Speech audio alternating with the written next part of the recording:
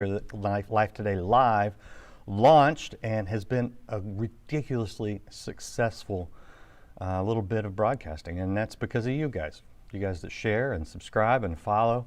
You've made this work, and I keep getting great guests because they know that there's an audience out there. So thank you for that. I want to thank you for that. So 3 more programs this year. Tomorrow, Mark Driscoll talking about what you do in a culture that is increasingly rejecting Christ, straight out of Scripture. Love Mark Driscoll.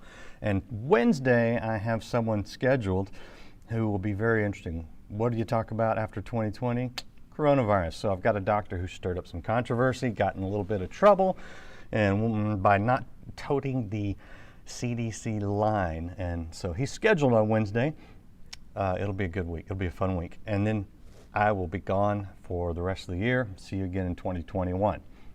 But today, it's Christmas week. So I don't know, what should we talk about? We should talk about something related to Christmas. So I have someone who is has done some fascinating work. As a former professor at Texas A&M, Gig 'em Aggies, they should be in the college playoffs, but that's a different story. He has done some documentaries. He's got a new one out, but we're going to talk about it. And I'll show you real quick the 2 set of his DVDs. It's called Heaven and Earth. And the Earth part of this, the second movie, is brand new. We'll take a look at that a little bit later. But the first one is one that he did a few years ago. It's called The Star of Bethlehem. And we're looking at it from a standpoint of facts, and we take the Bible as fact, but scientifically, how does that work? How is that possible? What was it? Was it a star? Was it a planet? Was it an angel? What's going on with this Star of Bethlehem? Was it just a nice story? I would be fine with that too. I love nice stories because we know Not Christ me. is real. Okay, so there he is. You hear him in the background. He doesn't like just nice stories. So Rick Larson is my guest. He's the producer of these films and someone who has taken a deep dive into this star, and he's going to tell us about it today. Rick, how you doing, man? I'm doing all right. Thank you, Randy. So give me the short version, if you would, of why you, because I really want to spend time on this Star of Bethlehem, but I'm curious why you went from, lawyering and professoring to filmmaking. Yeah, I still do some professoring and lawyering, yeah, but really this has taken over my life. It's nuts. I'll tell you, like everybody wants to know that because it's so unlikely because I'm not trained as an astronomer, and yet I'm doing this deep dive. So in a nutshell, I live in a neighborhood in central Texas where there are about 3 or 4 dozen homes, and there was a young man in the neighborhood who's a high schooler, had an idea for making a little bit of money. He decided, well, we're all going to do the same decorations in our neighborhood this year. And so he went around. It was late. It was probably November. Anyway, he went to everyone door to door, showed them pictures in a book. They were supposed to pick out a character. He's cutting them out of plywood, setting them up in the yard, putting a light on there, storing them in the off season, charging an annual fee. It was a great idea to make some money, but also kind of a cool idea for making the neighborhood sing as one, so to speak. So I don't have any problem with the idea. The trouble was, Randy, is that it was the choice of characters because they were all cartoon characters, like bunnies carrying presents and stuff like that. And I'm a deeply committed Christian, so I thought, I think Christmas is about Christ. So I blew it totally. I declined. I just couldn't go there. So here's why I say I blew it. Because everybody else did it, and the whole neighborhood lit up. It looked great. It really did. Honestly, it really did. And we called it, people were driving in from actually some distance to see this neighborhood. And they'd be driving along and the kids were looking out the car windows and they're having a great time and clearing away the straws to see, and until they get to the Larson home, which is dark, and the kids are saying, oh, look, Daddy, here's where the atheist lives. It's like, because I didn't have Eeyore in my yard, So anyway, I was caught out and had to make some arrangement fast. My daughter and I, this is just the way it happened. I mean, she was about waist high at that time. We ran into the garage. I had some chicken wire, roll of it. We crumpled that stuff up to make, frames and put some lovely fabric on and made 3 wise men that we put in the front yard. Okay, so how's that relevant? Well, here's why it's relevant. She asked this fateful question that caused all the trouble. She said, Daddy, we have the wise men. Don't we need to have a star? And so Daddy says, well, yes, I guess we do, honey. Daddy, make a star. Well, okay, I'll do that. Trouble is Daddy's a lawyer, and the gears start turning, and I'm thinking, okay, I'll make a star, but I just can't make up something. I got to try to do something accurate. So I started trying to figure that's the same thing you kind of talked about as we began. What was it? Was it an angel? Was it a shooting star? What did it do? How long did it last? Was it the Shekinah glory of God, or was it made up by the early church to add weight to the name of Jesus of Nazareth?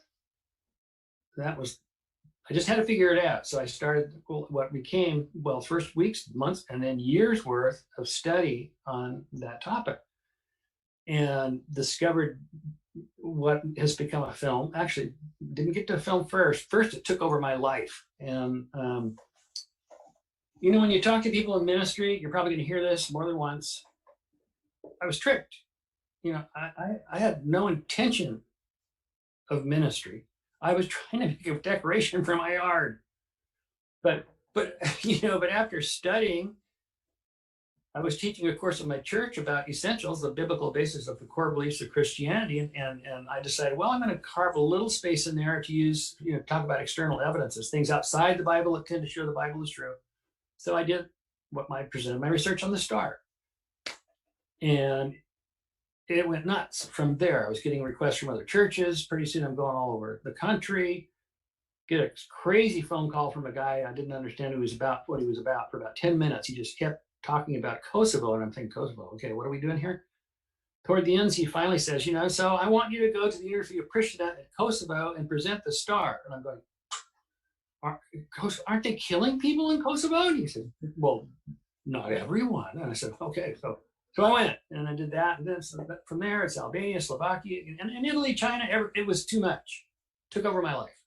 So we needed a film. And that's why we have a film like the one that you probably looked at recently, Randy. And a brief statement about what happened with that film, because this is also kind of nutty. It shows God's hand is there. It ain't me. I'm not taking credit for it, because I just live in Central Texas and never made a film before. One day, my distributor calls me and he says, Rick, you've got the best-selling documentary in the world. And I said, oh, great, terrific. What's for lunch? Because I didn't believe it. I mean, how would he even know that? I really, honestly did not believe it.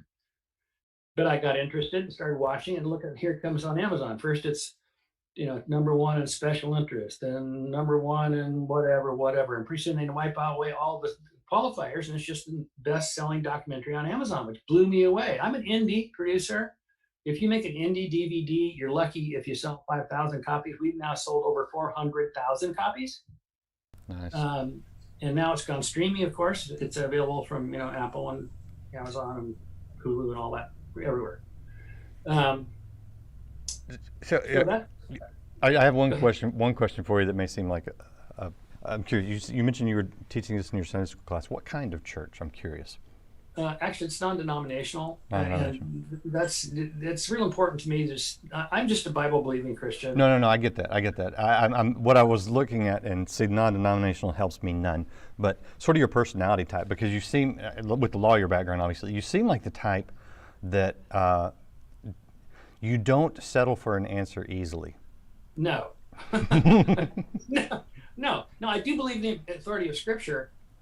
But the way I study Scripture and teach Scripture may be a little different, because I take everything at face value and I want to figure out what that means. Yeah. I don't like to read over things, especially Jesus, who is really a difficult person. He says difficult to handle stuff often, and we sort of get comfortable with just not going through what he's saying. Right. I know I'm that way too. I'm totally that way. I'm a 5 on the Enneagram. If you know what that means, you'll get that. But so let's jump to what you found out. What did you discover? What is that star? Okay. First thing I discovered, I'm a researcher by trade. That's what I do as a lawyer. So I pushed pretty hard into the research. It was the kind of thing that, you, Randy, if you'd seen me doing it, you might have gotten that, I suppose. People who are not believers who looked at me, and I was spending hours outside on the deck every single night for weeks and months. They, basically, OCD, if you weren't a believer. If you're a believer, you recognize, no, he's probably got a calling. It's the same thing, but so I spent untold hours. And first thing I discovered that really disappointed me is that there was no consensus at all on what the Star of Bethlehem was. It made me crazy because everything in the night sky has been proposed. So that came though from the lack of attention to Matthew. Just like, don't do that. I'm talking. Anyway, no, oh, they can't hear. Well, I still like. Well, they now know what you've just done. He coughed. Okay. Okay. Anyway, okay. So I figured out though that the wide variety of conclusions was because people were not tracking Matthew carefully. I went through Matthew very closely. You know the kind of comb you use to get the fleas off your cat. I went through Matthew like that, and looking for the clues. Came up with 9. And that's a fair amount of data. So once you have that much data, you can start eliminating all the things that have been tossed out as maybe that's a star, maybe that's a star, maybe that's a star, and it narrows it pretty quickly. Incidentally, there's a lot of my research on BethlehemStar.com because when I presented at universities all over the world, and the problem is I tend to speak quickly, and one common reaction is, "Whoa, cool! What do you say?" So we had to have a backup for that for people to go study it themselves. So that's out there at BethlehemStar.com.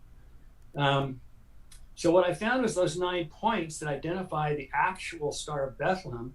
Some of them are obvious, some of them are not. Let's do the 3 most obvious. When the Magi show up in Jerusalem looking for the baby, they ask, "Where is he who's been born king of the Jews?" So obviously whatever they saw in the sky, they associated it with birth and kingship and the Jewish people.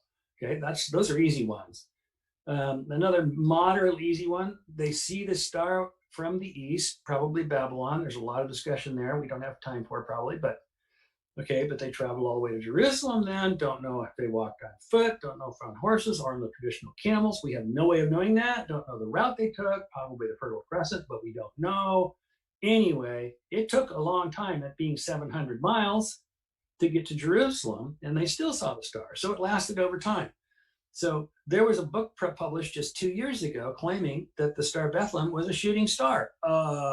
Shooting stars don't last 4 months. In other words, people are not paying attention to Matthew. So that's 4 of the 9. Let me skip over a bunch of stuff and go to the hard one. The one that knocks you right out of the box if you're trying to do it scientifically, and you're trying to stand up in front of a university audience, in front of professors.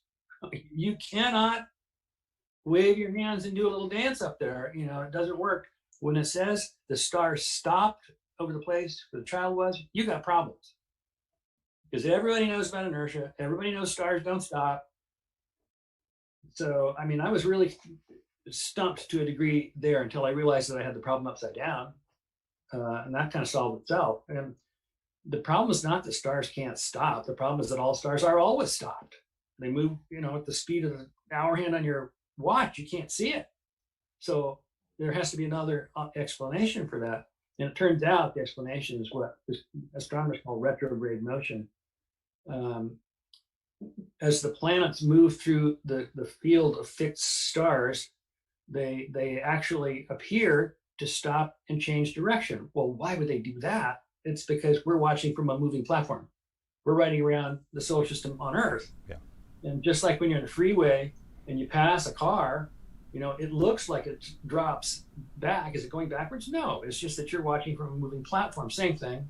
So we spin past planets as we travel around the sun, and it makes all kinds of interesting things appear to happen.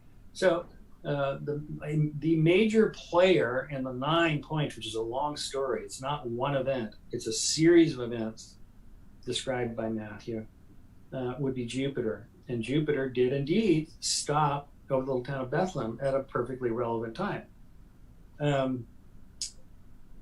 So you're saying that the Star of Bethlehem was actually the planet Jupiter?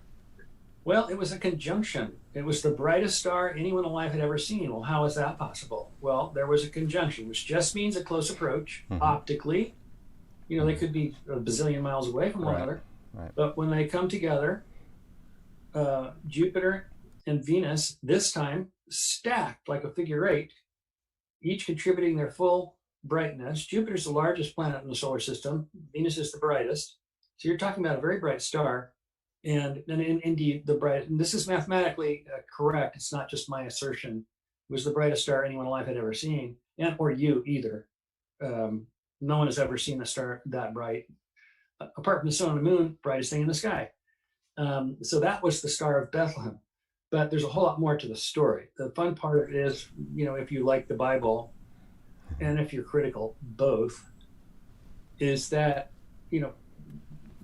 think about Matthew for a minute. Stickler, maybe even boring. I mean, I don't know how you think about his genealogies, but I mean, the guy was detailed, everything was details in Matthew. Mm-hmm. And so he has these 9 points for the star, but he's not a scientist, but he's got these 9 points that you can find there if you work. Mm-hmm. He nailed it.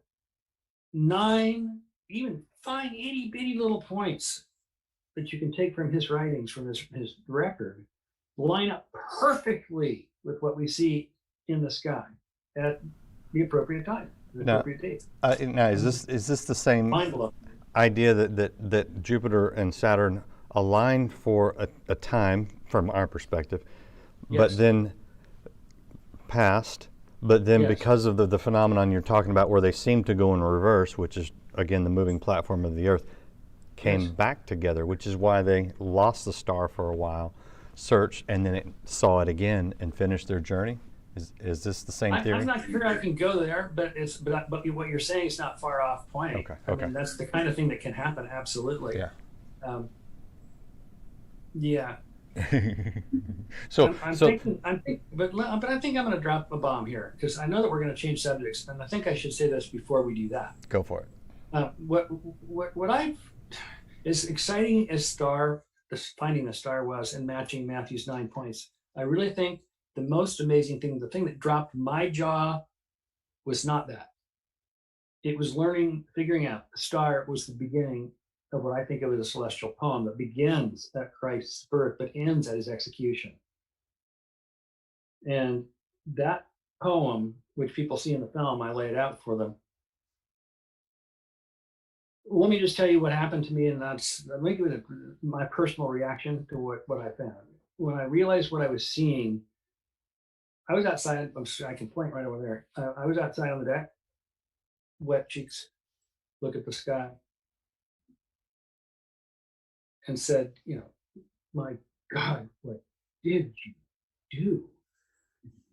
Because it is, honestly, that part of the presentation, which I have done all over the world, has actually had some people fall out of their chairs, but a more common reaction is tears.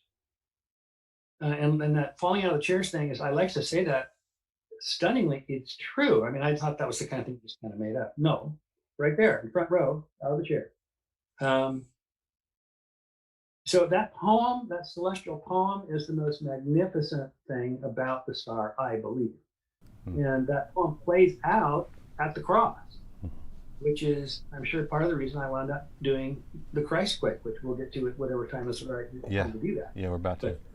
Yeah.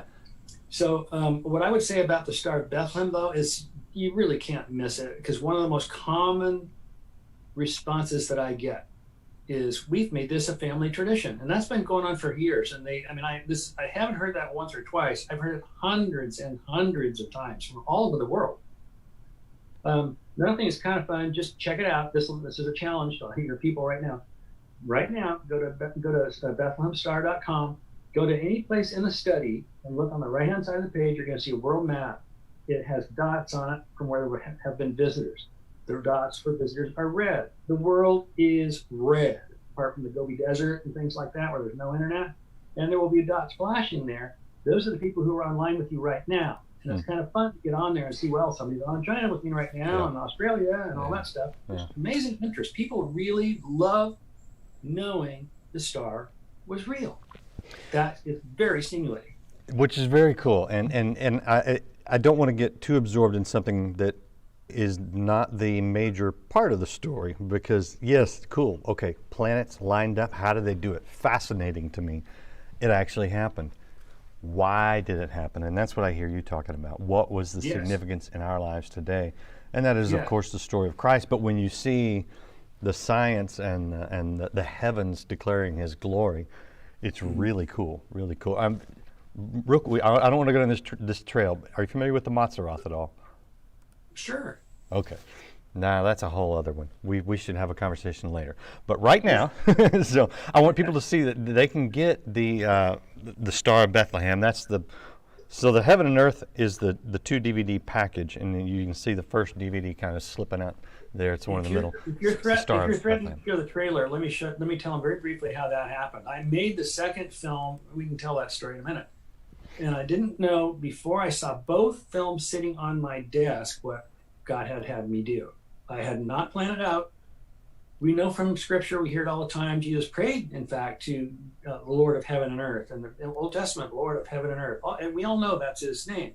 And I'm looking at these two movies sitting here, and I'm thinking, oh my gosh, there's the facts that prove he's Lord of heaven, the star, and earth, the Christ quake, right there. Oh, that's up. Go put it in the box. That's what I've been doing all these years, making that set.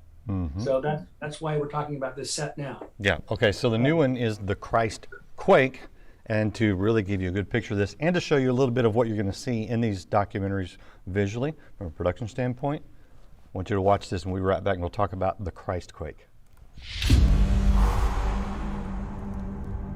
When I first started looking, I thought, there's not going to be any way you can tell anything about a quake that happened 2,000 years ago, because the evidence has kind of been walked on.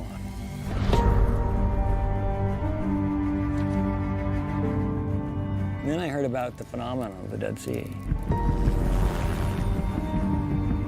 Really, it's the history of Rome. It's almost the history of Western government. As Christ is expiring on the cross, there is a great earthquake. It's big enough that it split the temple veil from top to bottom, and it broke rocks. God that is worth shaking the earth beneath people's feet at the end of Christ's work.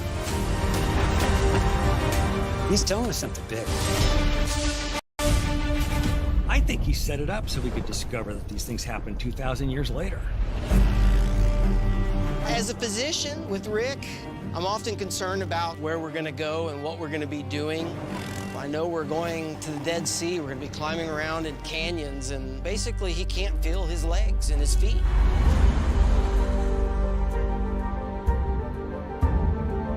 When I first started studying the Dead Sea, I mean, these rivers, these wadis were nothing like this. They were much narrower.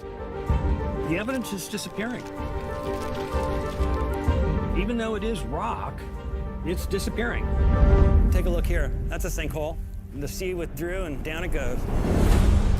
I think what we're looking for is probably about 2.5 meters above this layer. Problem is I can't reach it. There's a seismite right here that's my big suspect. Yeah.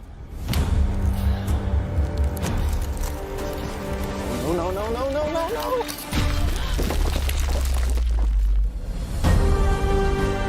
Is it possible that I could somehow see the evidence today, touch the evidence today? Is there a story in rock? Would it be possible to touch the rocks of history and hear? This is the Christ.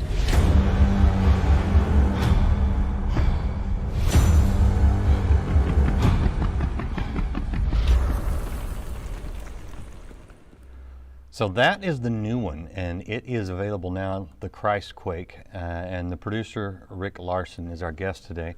And this is the second part. This is the Earth part of the Heaven and Earth 2 package, DVD if you like, if you still got one of those. So this is interesting, because yes, we all understand that the heavens, declares His glory. We read that in Scripture, and when you see it, that it is literal as well. But what about the earth? The earth declaring His glory. This is interesting. This is a little bit different than what you hear on most Christmas weeks in church. Yeah, it is. What'd you see? I'll tell you what I'd like to do. I'm going to read. It's very brief. The back. This is what we're talking about. This set of the 2 DVDs. And I know DVDs are getting rare. Actually, there's still a lot of people like to have them on their shelf. Anyway, on the back it says, "This is God's show and tell. His word tells us again and again He is Lord of heaven and earth. And now, in the 21st century, He has chosen to show us. The Gospels are not fiction. They are records. Where they touch the natural order, we can test them. When we do, we find that scientific fact of sky and earth are perfectly consistent with those records. These films tell that story. Okay, so that's the spirit of what I do. I'm a documentarian. I'm not saying it's bad to look at inspirational films. Wonderful. If you like them, do so. I'm a fact guy. And so was Paul. And Paul basically called the early believers idiots if these things were not true. I mean, he really was pretty hard on that concept. Christianity is a fact-based faith. So after I did STAR, and the response was so outrageous, I had a lot of pressure from everyone. What are you going to do next? What are you going to do next? What are you going to do next? And I didn't know I was going to make the first film. And my first response is, I don't know that I'm doing anything next, because unless God tells me what to do, I'm not a filmmaker, and nothing would be the short answer. That didn't play. I kept open to it. I'm always open to what the Lord's going to do. And then, so I started thinking, well, if I were to do anything else, what is my interest? My interest is showing that the factual statements in the Bible, particularly the ones that seem nuts, that surround Jesus, are the ones most interest to me. Because if they're not right, I mean, I want to know that. So I was looking at Matthew again. Show me, I wanted to see in the scriptures, what's another place where the stories touch on the natural order, where Rick Larson can go and see. And then I realized, well, the quake. And when I first saw the quake there in Matthew, at first I thought, well, I'm not going to be able to prove anything about that quake. It's 2,000 years ago. Unless it knocked a building down that I can show, how am I going to show a quake existed? And then any evidence on the ground would be kicked by kids and turned to laggards for hopscotch or whatever. I mean, I didn't know how it would work. So I assumed it wouldn't. But I started doing the research and quickly found I was wrong. And now it's true that seismographs, scientific seismographs, been around 120 years, something like that. So we're not going to be looking at scientific instrumentation, I thought. We're going to be guessing at it from what's happened to buildings or something. Water courses, I didn't know. But then I found out about the phenomenon of the Dead Sea. Of course, I knew it was there, but I didn't know what it was doing. The Dead Sea is actually not a sea, it's a terminal lake. It is the lowest place on Earth. Any water that arrives there comes in primarily through the Jordan River and from local rainfall, which is scarce. At the Dead Sea, rains less than an inch a year. But water comes in from the watershed surrounding, which includes Jerusalem. The Dead Sea is, as the crow flies, 15 to 17 miles from Golgotha. Now, you've got this body of water. It's evaporating all the time, but no water's flowing out, which means the salt levels are rising to the point where nothing botanical can survive in it. No fish, no plants, it's dead. Seems the name. That also means that there's very little current in the Dead Sea. So when water comes in from the surrounding watershed, from the Jerusalem watershed, and enters the Dead Sea, it's carrying sediments. And when it enters, it doesn't, instead of being kicked around by the fish and all that, it just gradually settles, just like dust in a still room. And it forms layers, page after page. They're very thin, page after page. The Dead Sea is a database. It is, as far as I know, the only seismograph that's been running for thousands of years. And it just so happens that it's located right next to Jerusalem, telling us exactly what happened in Jerusalem. Well, how does it tell us that? Well, as the sediment settles, it's all smooth and it's just layers, just flat, clear layers, unless there's an earthquake. And while the sediment layers are new, they are softer. So if there's a quake, when they're still soft, they get busted up. Those are called seismic. They're extremely readily visible in the strata of the Dead Sea. So the amazing thing is we have a seismograph that records, usually when you're talking earthquakes, you're talking thousands of years one way or the other. Not with the Dead Sea. We're talking about an individual year. If you can get a reference year from which to count, you can count the strata and you can say, okay, there was a quake in this year. Sometimes you can divide it by seasons. It's astonishing, the granularity of this seismograph that God built right next to Jerusalem. Gee, I wonder why.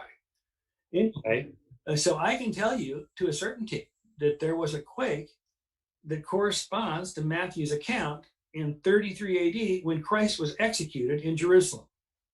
And to be able to say that as a scientific fact is almost nuts. But I can tell you that. Not only that, I can show you that, because I want to take. I do teach. I'm a teacher. I've taught for many years at the university level. I want to take my viewers with me. I don't want to just tell them something. I could do a talking head video. I could do that, but that's not what this film is. Christquake takes you there into the Dead Sea and shows you what any scientist will see trying to do what I did. And it's a kick. And not only that, there are a lot of other interesting things. Not only is it beautiful, but you're also going to see the Judean desert. You have no idea what it looked like where Jesus went to pray. It says he went into the wilderness to pray. Just go look at the film. Now you'll see what he did. Oh my goodness. You say that from a scientific standpoint, it's nuts. And I mean, you by nuts, you mean like, wow, like crazy that such a thing exists. And I think it's really cool. Really cool. It's actually thrilling when you realize right. when you put it all together, because you got to have so many things. God had to do so many things to make that happen. You have to have the lowest spot on earth so no water escapes. You've got to have it near Jerusalem. You've got to have a watershed that serves Jerusalem. You've got to have, and just a million things had to come together. And that's what the film's about, to show how God showed us two things, I would say, many more probably, that he is the Lord of earth. He runs the show down here. He shook it when Christ was on the cross. He dignified that event when Christ said, "It is finished, paid in full." Bam! Earthquake hit. That's the Christquake. And it's like the gavel of God. Bam! Yes, you're right. Paid in full. Yeah. And it's gives me goosebumps. It is reflected in heaven and earth. And you can witness both of them in Rick Larson's DVD set. I love this because it's one thing to sit and have a conversation about it. It's another thing to see it visually in a cinematic kind of platform where you like you say, you get taken there. And so, man, I appreciate your obsession, and I appreciate you acting on your obsession. And it's very, very. I think I'm weird, but I'm glad I did it. But I've known enough people in the movie industry to know that the brilliant ones are a little different breed. So I think you're cut out just for this. I don't know. Hey, let me tell you something else. I gotta say this. Everybody looking at my eyeballs right now has got an aunt or an uncle or a best bud from college or somebody, your roommate or whatever, who you really like. Good person or gal. But if you say Jesus Christ, ice wall goes up. Yep. And that's out.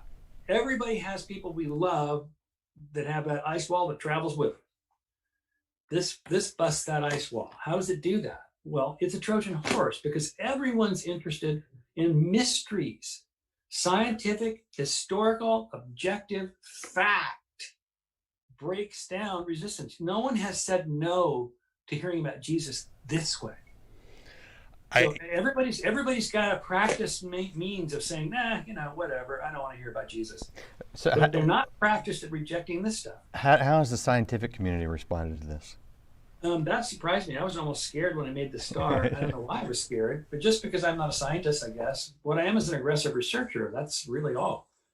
I expected to have some kind of blowback, but I didn't. I really didn't. I would say, the biggest sticking point on Star would be that in most seminaries, the date for Herod's death is taught as 4 BC, when the best, freshest scholarship is more consistent with 1 BC. And there's a story there I'd love to tell you, but it's kind of long. But anyway, so I have heard from some Christians, but not scientists, because science, in fact, if you go to BethlehemStar.com, you're going to see a bunch of endorsements go across, and they're from people like the president of the American Association for the Advancement of Science, and from NASA, and and they're all pro. And the guy from the